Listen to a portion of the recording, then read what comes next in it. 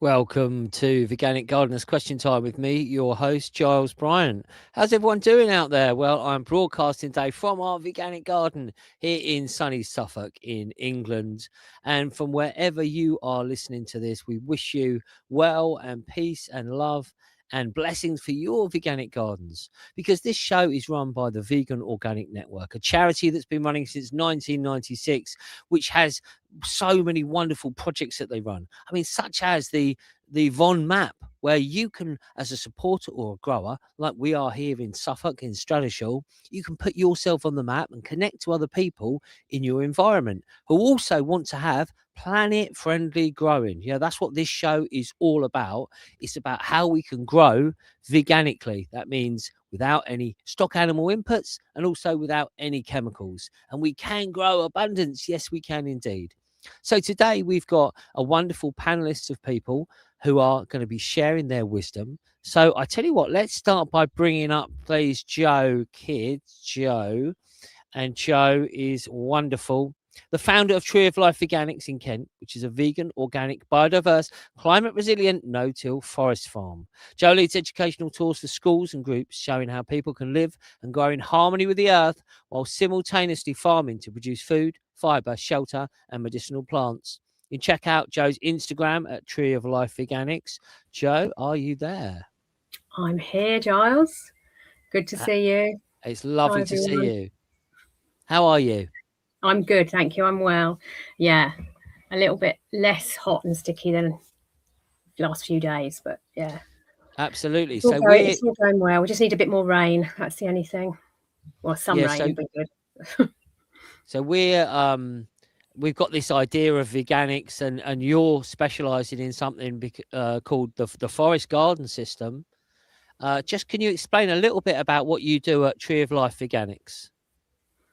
Yeah, so we're a small veganic forest farm. So the aim is we started in 2018, 19 on this site, just really been working on this site for kind of 4.5, 5 years where I am now. And it's all perennial, there's no dig.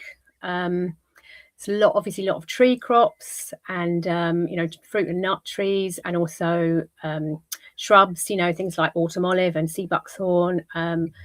And then perennial veg and herbs. And gradually, we're kind of, planting different things. So at the moment, what we're mainly selling is willow. We planted a lot of willow for basketry and for willow structures and fencing, and also herbal teas. So this month really, we've been harvesting a lot of hawthorn for herbal tea, but also other herbs that we've got, lots of mint and lemon balm, and self-heal, and all sorts. So Agnus castus, yeah. So yeah, it's kind of different configurations really. There's a food forest, and then there's a linear food forest. So it's different types of agroforestry. Beautiful, beautiful. Well, we look forward to getting your wisdom on some of these questions today. And thank you, Joe. And I tell you what's wonderful as well is that we're broadcasting this live. So wherever you are from, we're broadcasting on our wonderful StreamYard platform. So please do just leave a comment, send us a message, just where you're listening in from. And it's wonderful to have you along. Thank you, Joe. Okay, so our next panelist is hi from Edinburgh, Scotland. Welcome. You're very welcome to Veganic Gardeners Question Time. Give us a shout wherever you're coming from. Manchester, UK, where we were recently for Eco Fest. And from California, Richmond, California, you're really welcome. It's great to have you along for the show. So we've got Juliet Bryant, the trustee of the Vegan Organic Network, founder of the Juliet's Kitchen Superfood Products. She's an author, speaker, the leader of the Growing Nature Clubs in schools, the wonderful project pioneered, in part funded by the Vegan Organic Network. Juliet has a deep passion for plants, health and well-being, which she shares in videos, retreats, and at events around the world. Go to julietbryant.com. I think she's the most beautiful woman in the world. Juliet, how are you? I'm very well, thank you. How are you? So, Juliet, just tell us what you've been up to this afternoon, please. Well, we've got an amazing project at the local school, Clare Community Primary School, funded by Vine and Von. and we've got a polytunnel there, and we've created a forest garden. And so a group of volunteers from the community have been there. We've been mulching everything and planting things up and tidying, weeding, watering, all those things. So it's been really wonderful. For children from age 3 and up to, I think, 12 were all there chipping in. And it was great fun. It's lovely seeing all the plants coming along nicely. So yeah, really good time. Wonderful, Juliet. And just tell people a little bit about the work that you do with your work with Juliet's Kitchen. So I'm a nutritionist and a superfood alchemist and the founder of the School of Earth Wisdom. And my passion is to reconnect people back into the earth, and through that have a remembrance of who they are. So working with the plants and the trees, and just being in that space of the earth, so we can really remember those core values. You forage, meditate with the earth, and have that deeper connection. And I have a range of superfood products that I make, all organic and natural, to help support people's health and well-being. Thank you very much, Juliet. Now, our third guest is Keith Robinson. I love Keith. He's a super guy. He's got super wisdom. Now, I don't know if Keith has been able to make it onto the Zoom this evening. Mark, big shout out from Arizona. Thanks for being with us, Mark. I'll tell you what, the veganic thing is really a global thing. So let me know if Keith does come in, maestro, in the back, because Keith is here and Keith is a legend. We love you, Keith. He's coming on, hopefully. He's going to be with us. Keith, are you there? Well, Keith is the founder of the Scottish School of Herbal Medicine in the beautiful Isle of Arran in Scotland, established in the year 2000. It's a farm run on veganic principles and organic philosophy. It's a vegan sanctuary and retreat centre dedicated to researching planetary health via herbal treatments, diet, cooking, raw food, and practical hands-on green living. The focus is on community building and cooperation. People can participate through workshops, individual consults, apprenticeships, and open days. Visit veganherbal.com. Keith, are you there? Keith Robertson. Need to click on enter the studio. How do? We can hear you, Keith, but we can't see you. Oh, that's a shame. It is a shame. Yeah, visuals, But we can but hear you. Hear me. We can hear you. There might be a button somewhere that just turns your screen on. It's not quite there, but I'm sure you'll get there. Just Keith, how are you? I'm good.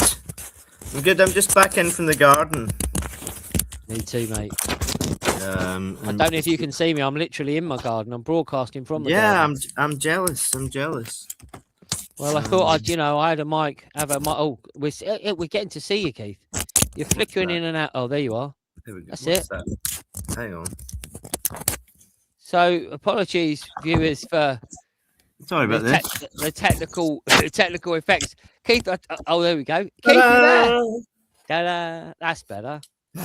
That's a bonny sight. How are you, my friend? All the better for not having to bother with the technology anymore. Yeah, fair play, mate. No, I understand it. The thing is, it's nice to be out in the garden. How is your garden? How's your garden growing? It's looking good, yeah. It's looking good, yeah. Peas are up, potatoes are up, onions are in. I've just been making a little, we got a little, back in the day, Vaughan funded us to do a biodome, a little geodesic greenhouse. So I've just been planting up the centre of that with medicinal herbs. Oh, wonderful. Some lovely poisonous ones as well, just in case any children break in. Yes, it's often good to have, Keith, but also, the magical qualities of some of these plants, revered for many years. Yeah. And so tell us about how's life at Vegan Herbal. I mean, if that is a cool name, come on, veganherbal.com. Just tell us a little bit of a story, Keith. So we run the Scottish School of Herbal Medicine, and we run face-to-face courses here, teaching people about how to live in a vegan, sustainable way. We're a research station for vegan organic network, looking at what's the best fruits to grow here, what's the best food, etc. And that work continues. We have a distance learning course where people sign up for a year or 20 months. We have face-to-face stuff. We have an apprenticeship each year, and people come for 6 weeks in total and stay in the farm. Wow, amazing! I tell you what, I'm looking forward to getting up and seeing you someday, my friend. You showed me once the view out. Yeah, I could try again. Well, it's Here we go. clouding over a bit now. It's Just the end of look, the you day. might get a little. There you go. Look, there you go. There is the sea. Scotland in miniature, they always said when we went to the island. I have been there. I saw golden eagles. What a place. Well, Keith, it's lovely to have you on. I really do appreciate you being here, mate. When we're running the Veganic Gardeners Question Time, I can't say that everyone's my favourites, but let's just say I have some favourites, and you're one of them. Checks Anyway, in the post. Yeah, checks in the post. That's it. Usual address, my friend. So, Maestro, we've got some fantastic questions. Look, you can send them in whilst we're going as well. Keith, Joe, and Juliet. We'll try and deal with people sending in the questions, but how it works, people, is if you send them in advance, it's so helpful for us, and we like to get a range of topics and a range of countries, people sending the messages in. And I'll tell you what, guys, this month we had so many because there's a lot going on in May as gardeners or as farmers, right? It's a busy time at the end of May, but what a time. So, Maestro, please. And, here we go. Spain. Mary, with the instability of oil supply and therefore oil-based chemical fertilizers, can veganic agriculture really feed the world? It is one of the big questions. We all want to feed the world. So who wants to first bash at this? Can veganic feed the world? Panel, I'm happy to kick off if you like, Giles. Please. Can you hear me all right? Yeah. Yeah, thanks, Mary. So I think the question is really that we need to be asking is, can chemical or animal agriculture feed the world? Firstly, do we need to feed the world? Because actually the world's quite capable of feeding herself. But no, I think the answer is that those approaches are a massive fail.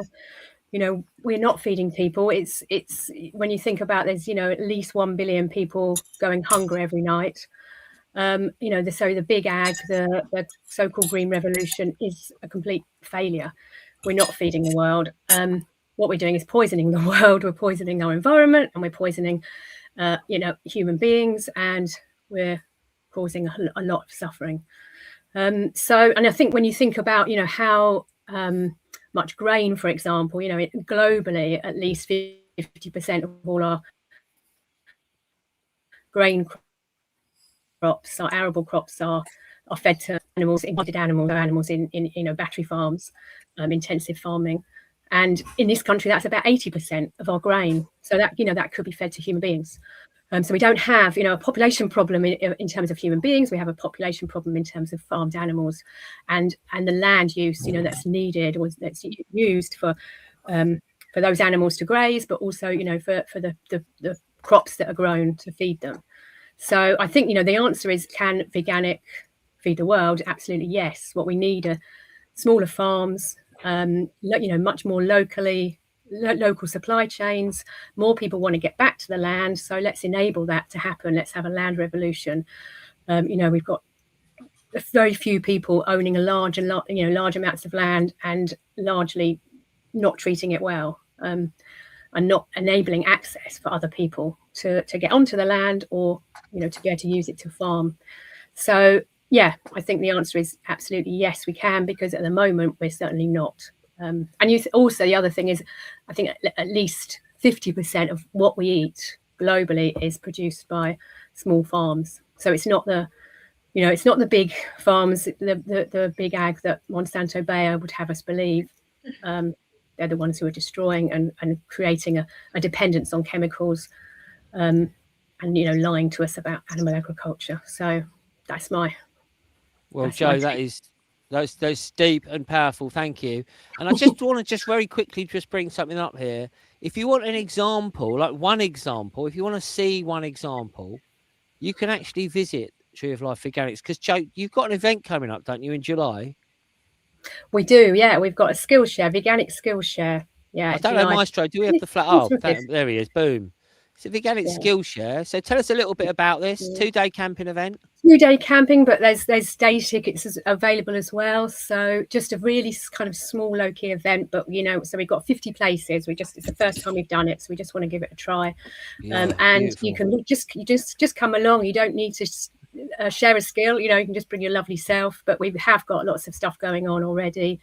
Yoga and Reiki and tours and foraging workshops and medicinal plant workshops and forest bathing and all sorts of stuff going on. So it's really a nice intimate thing. Get people together and share some love and share some wisdom.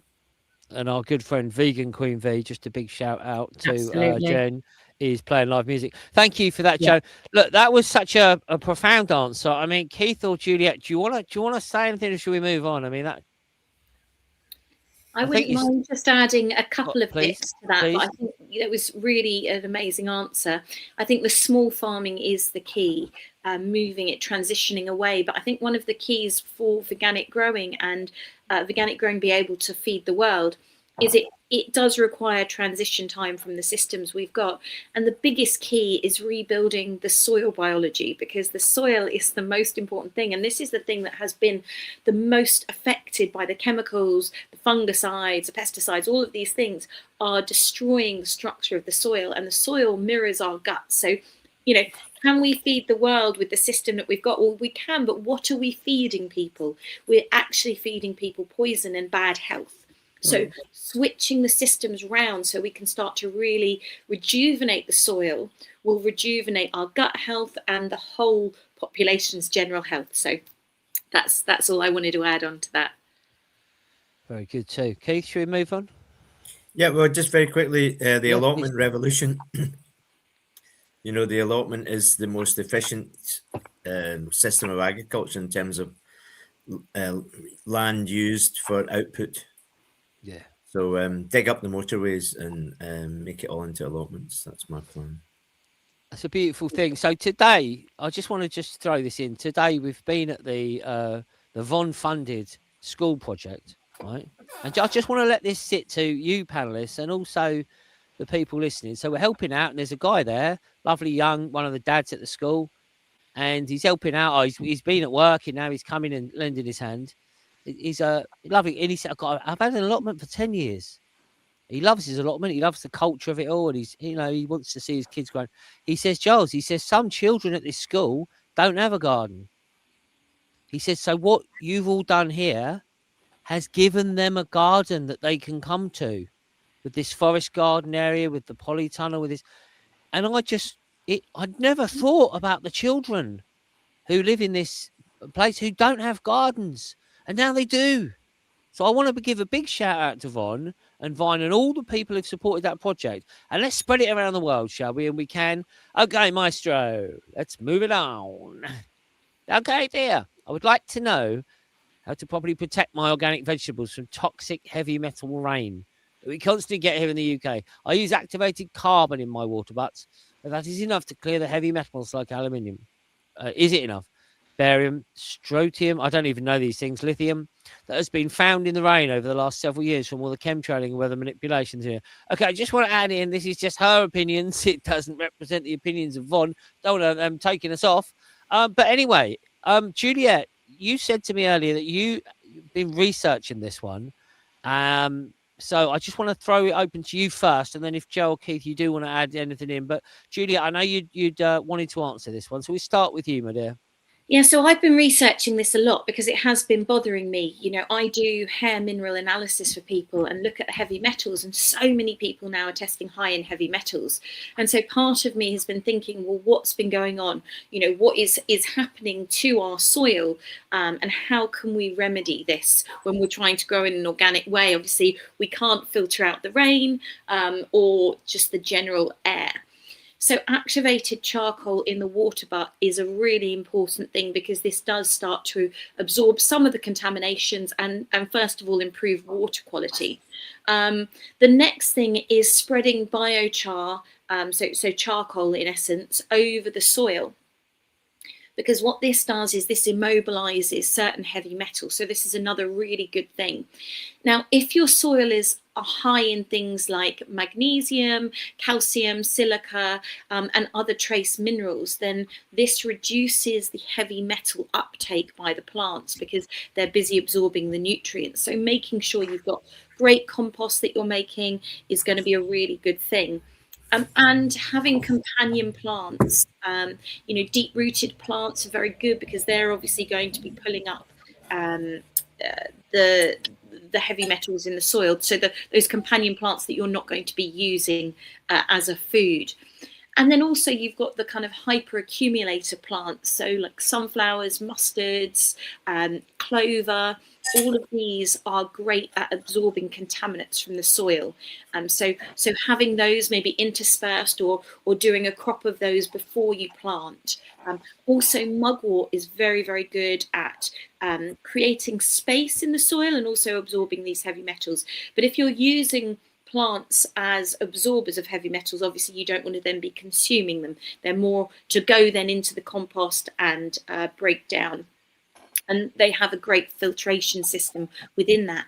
Also, medicinal mushrooms like turkey tails, so you can get them ground up and put that on your soil, is very, very good for absorbing heavy metals. So a few things that you can do to support your soil. Wonderful. Well, that is a good answer there. Keith or Joe? I mean, slightly controversial question, but we're here to answer the questions that people send in, and hopefully for a healthier world. That's all we really want is health. So, Keith or Joe, anything you want to add to that answer there? I can just add that I would, my main concern, my one big concern is glyphosate. So which comes from, the runoff in terms of where mains water comes from, how mains water is made, the amount of glyphosate that's in that, and the amount of glyphosate is just, running down off the fields. So I would say for that kind of thing, if you can store, there's lots of good reasons to store water. Obviously you're using water butts, but if you can store even more, which is what we're doing here, so we don't have any connection to mains water, and it's just coming off off the roofs, off the galvanized steel roofs. And that's, I need to get it tested actually, but I've been told by somebody at Cranfield University that there's no doubt that our water will be much lower in glyphosate, which, as you know, is a broad spectrum herbicide. It's used to spray, desiccant, that's used to spray off fields at the end, so that they harvest quicker, so the crops dry out, but also to kill weeds under. Here it's all orchards, so there's just rows and rows of sprayed off, apple underneath the apples and things. And we know it's a toxin. We know it's a carcinogen. Monsanto Bayer have been sued successfully for causing cancer. So that's the one thing that I'm very pleased that we're harvesting our own rainwater here, because it's a lot lower in that particular toxin. Well, that is a very good insight there from Joe. Keith? Yeah, I mean, just vegan organic agriculture, spread it around the world, man. Totally. I mean, just I just got to say as well, just a shout out to Von. And if the website has evolved a lot. If you've been on the website 3 months ago, have a look today. It's fantastic. It's veganorganic.net, and also follow Von on the socials, people. Let's move on, Maestro. We've got some great questions. We've got some deep answers. Hamish. Okay. What's your favourite herb tea to make from your plot? Keith, can we start with you, please? Vegan herbal. Yeah.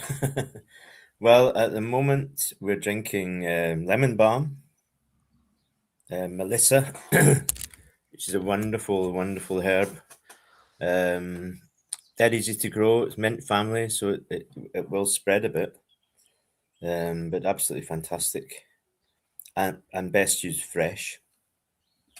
We've got lots of fennel coming up. Just love putting, a big jug of water, and just putting herbs in it, just to soak in it. Yeah. Fennel does really well in there. Obviously the mints and stuff like that. We've got salad burnet in the garden as well, sanguisorma, and that has a cucumbery flavour. So yeah, anything that's fresh. I mean, dried herbs are wonderful for tea as well. But things like the ones with the high essential oils, like the mints and the lemon balm, just fantastic. Just pick the top leaves and pick a bit of it and stick it in a pot. We were at the school today, and one of the mums, shout out to all the parents actually who came and helped us, all the children who helped us as well. It was really meant a lot.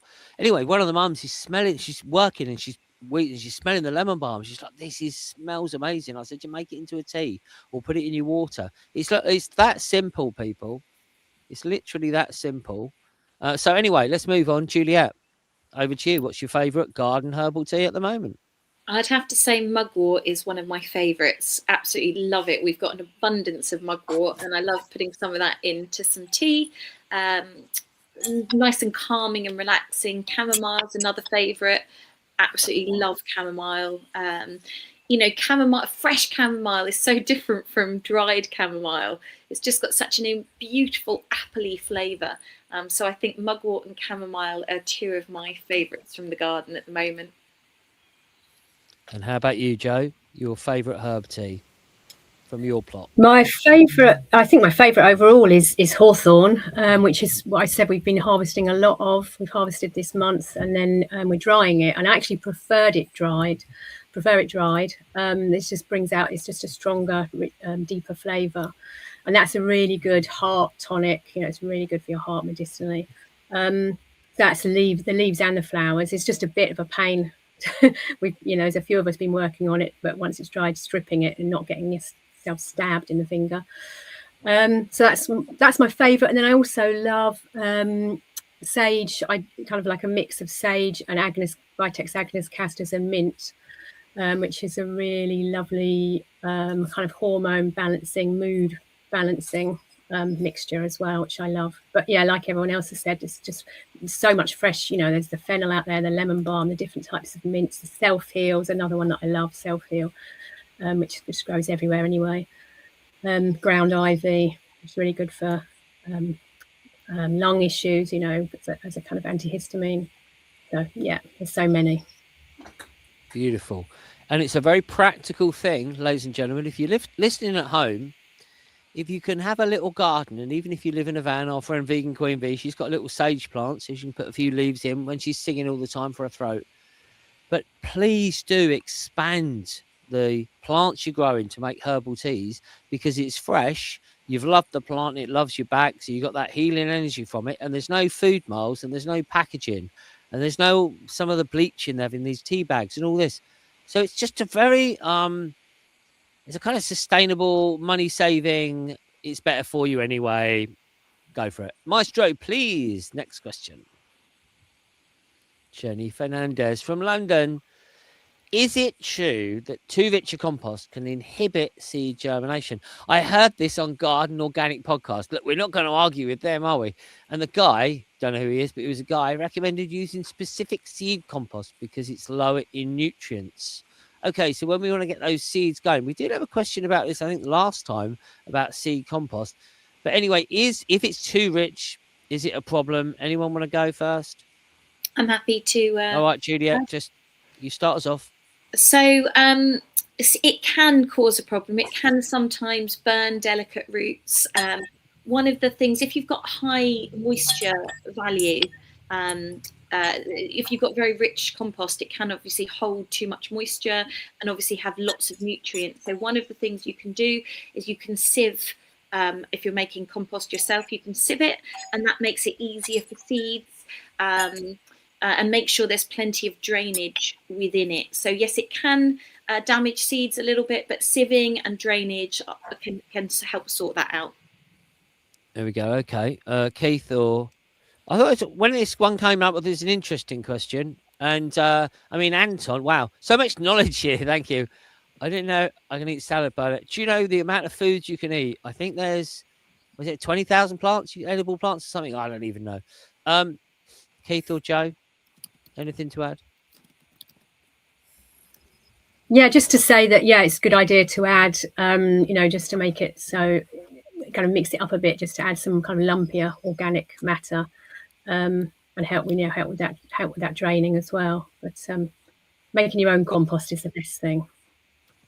Yeah, I mean, but when you get low on your own compost, as we are now, you just I've just got the last of it, but the other bin is full. Keith, what about you with this one? I mean, in terms of your long experience in growing plants, starting them off.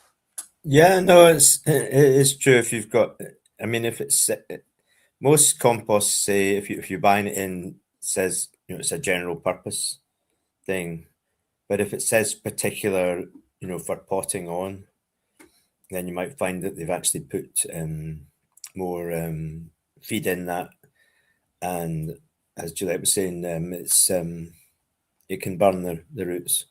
I don't think it stops the germination as such, but I think it can be too fierce on the new little root hairs. Yeah, sure. Good advice there. All right, let's move on. Maestro, please. Julie in Dulwich.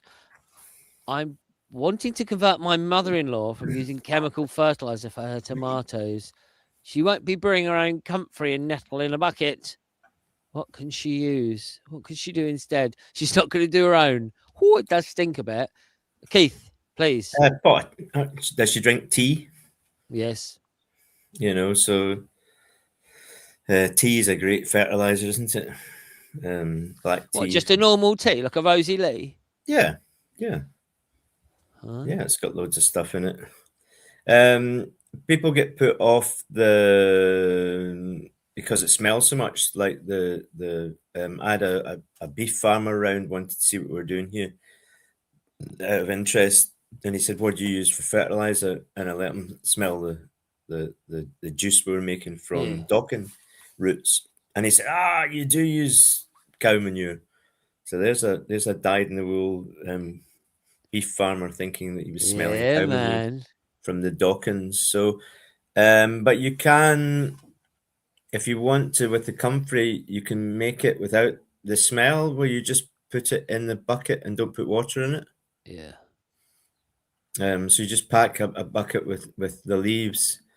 Don't put any water in it. Put a brick on top of it, and at the bottom of it, you'll get this really dark black liquid, which doesn't smell, and then you dilute that. It's at 1 to 10.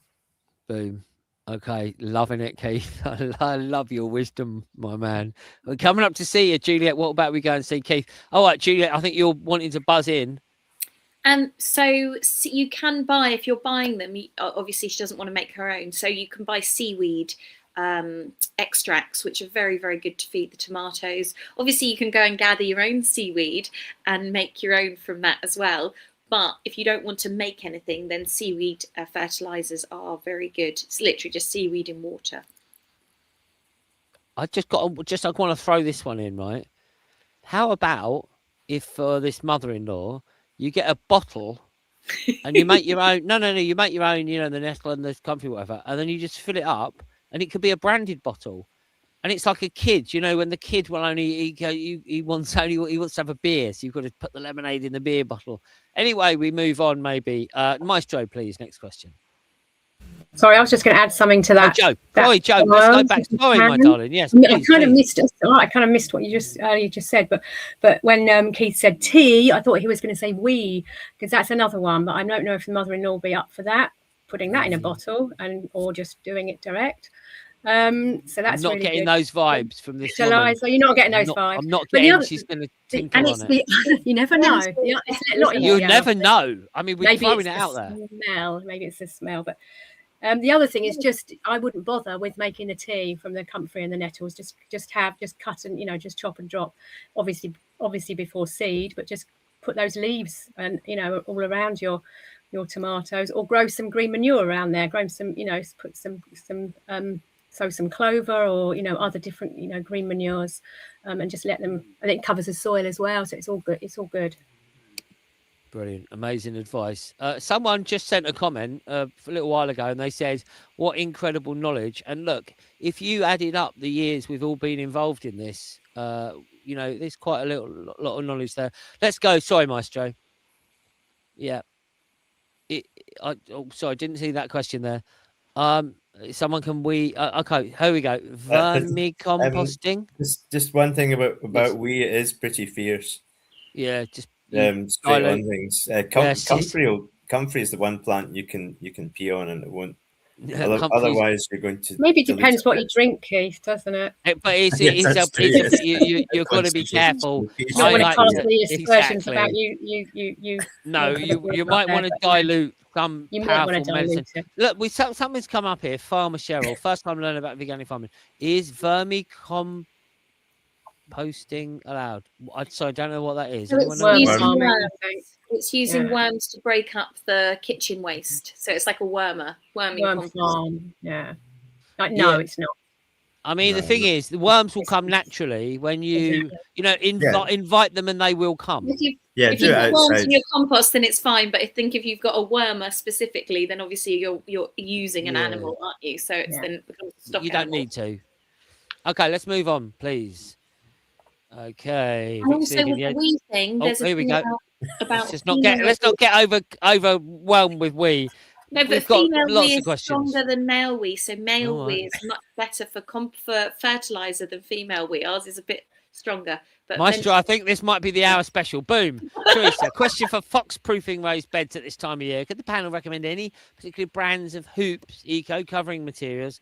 I'm using regulating and sticks on hooks. It's in a school setting, so children have to be careful. It's Teresa from Brighton. Anything we can recommend here? The foxes are getting in. Anyone? No. No foxes on Aaron. Story. We've got foxes, but we've got more space, so they just kind of roam around and do their thing. And I mean, I guess help like with the biodiversity. I think a fine insect mesh, you could put round. I think that's a kind of, netting it with a mesh is probably the best thing, or like a horticultural fleece type thing. But I'm not really sure on that one. And in terms of eco materials, what I would look to do in the future maybe is in season is get some hazel, work with people who've got local woodlands, coppice woodlands, and you can get some hazel. It's a renewable form, and you could make your hoops out of the hazel. That's something that we used to do in the woods. Anyway, let's move on, please, Maestro. It's Paul. We're finding that trying to incorporate green manures into the soil clogs up our rotavator. So we're having to dig everything out by hand, thereby losing the benefits of the green manures. Any tips on how to use green manures without a tractor? That's our Paul in Yorkshire. Anyone got any tips on this, people? Hi, Paul. Good to see you. I would just say don't rotivate, don't bother, just mow. Just don't dig in with your green manure. So yeah. Or think about perennial. I can't remember how much space Paul's got. I'm assuming it's a fair bit because he's got a tractor. So, look at perennial green manures. Look at alder and sea buckthorn and leguminous trees and shrubs that you can just allow the leaf drop, which is what we do in our food forest, but all around the farm as well. So then you don't need to be even mowing. You can just let it drop. You can spread it a bit, but yeah, otherwise just I know the kind of the general way is to grow it and then to plow it in or rotivate it in, but just mow instead. It's worth a go. Anyone else want to add anything for our Paul? Yeah, I suppose it depends on how heavy the soil is and stuff like that. But as Joe says, if you grow a leguminous, like a winter tare or a legume, and then you're actually best to leave the roots in the soil. So you would mow that, I suppose, cutting it first and letting it wilt, or mowing it, chopping it up first before you try and rotivate it, let it wilt. But it's choosing the soil and choosing the manure crop, and also maybe not leaving it so late. Yeah. If you really want to rotivate it in, do it earlier while it's 12 inches tall rather than higher. Sure. Great advice, panel. Wonderful. Well, look, we've got 5 minutes left. I really appreciate when everyone sends stuff in. Farmer Cheryl, how many vegans who farm? They use animal manure, blood meal. Could they be informed or uninformed about veganic farming? Yeah, well, go to veganorganic.net, Farmer Cheryl, and get people looking at those resources, because it's just certified. Von have a certified, Yeah, absolutely. We're going to regenerate the world. Have a look at the website, Farmer Show. All right, there's so much information there. Let's try and get through these questions. Last 5 minutes. Here we go, Maestro. Here we go, Sarah. I'm mulching my veg beds to try to keep in the moisture. So I'm looking for plants to chop and drop. Joe was talking about earlier.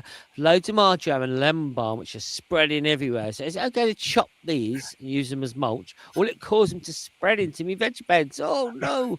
Any particular plants that would be good for this job, or ones I should definitely not use? Also, can I use wood chips directly on my veg beds? Sarah, so many questions in one there. Who wants to start us off to help Sarah?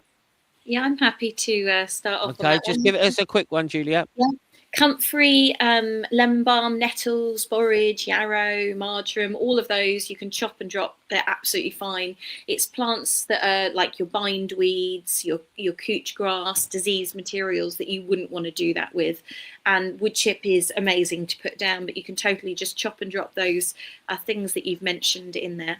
And also the smell of those as you chop them and leave them to mulch, all the minerals and those beneficial oils will soak into the soil, so they'll be brilliant.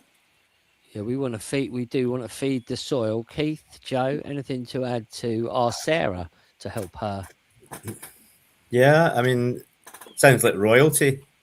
Doesn't it? Having walking on lemon balm in your It pants. sounds like royalty in Glastonbury, mate. Fantastic. Yeah, just a word about wood chip. You need to be careful. We're always concerned about the carbon to nitrogen ratio. Sure. Of stuff, and that's really important. So compost is like 10 parts carbon to 1 part nitrogen, whereas straw is 100 carbon to 1 part nitrogen. So you can use the wood chips on top of the soil, but I don't like too much of that dug in, because it is going to risk nitrogen robbery if too much of that gets into the soil. But it's perfect on the top and letting that break down. Yeah, for sure, 100%. I'd say the wood chip's okay as long as it's not too fresh. That's the thing. So it won't rob the nitrogen then. I mean, we use it all the time, but it's generally quite well rotted. Or I remember we went to Tolly's farm, which is obviously used as one of the great examples of successes of organic agriculture, and I was listening to their farm tour, and they said they had all these wood chips, but they left it for a while, and then Tolly had this way of turning it in the tractor. He had this technique of turning it, and then it just created like this amazing soil, and that's the thing with it. But I think really for me, if you can have a blend that you're putting on your soil, it makes it like a nice soup. So if you can have some of your own compost and on that brilliant book he talks about, Dave Darlington, he talks about the last like 9 inches when you're cutting a hedge, you're trimming a hedge. So fertile to put. That was one of Dave Darlington's tips for the old school. We've just got time for the last question. I think it's the last one.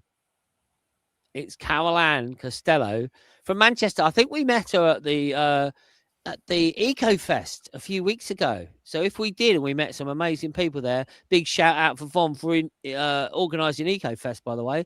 I'd be interested in hearing about alternatives to animal manure of a similar heat benefits when doing hotbeds, please. Yeah, so this is where the stately homes used to grow pineapples and stuff for the Lord, and they put all of the stinking, and sometimes it was the dung of the stallion, So what could we do veganically if we wanted to grow a pineapple for the Lord?